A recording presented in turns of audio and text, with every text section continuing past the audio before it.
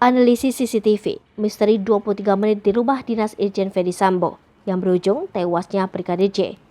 Misteri 23 menit di rumah dinas Irjen Ferdy Sambo di kawasan Duren 3, Jakarta Selatan yang berujung pada tewasnya Brigadir Nofriansyah Yosua Huta Barat alias Brigadir J masih menjadi tanda tanya.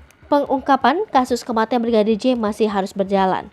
Hingga hari ke-25 kematian Brigadir J, belum ada tersangka ataupun kejelasan bagaimana sebenarnya peristiwa penembakan tersebut terjadi.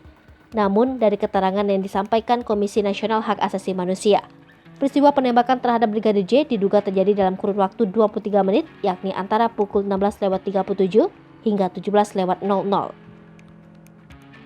Sebelum pukul 16.37, situasi masih normal dan tidak terjadi apa-apa.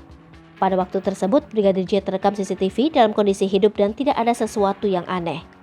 Hal itu berdasarkan rekaman CCTV yang diungkap Ketua Komnas HAM, Ahmad Taufan Damanik dalam wawancara di Metro TV. Menurut Ahmad Taufan, kejadian terakhir yang terekam CCTV sebelum terjadinya penembakan adalah pada pukul 16.37. Pada menit tersebut, rombongan istri Irjen Ferdy Sambo, Putri Chandrawati, pergi menuju rumah dinas yang menjadi lokasi penembakan. Rombongan Putri Chandrawati termasuk Brigadir J atau Yosua dan Baradae menuju ke rumah dinas setelah melakukan tes PCR di rumah pribadi Ferdy Sambo yang jaraknya hanya sekira 500 meter dari TKP penembakan. Setelah itu, Putri Chandrawati pergi ke rumah dinas, lanjut Ahmad Taufan Damanik. Irjen Ferdy Sambo juga meninggalkan rumah pribadinya.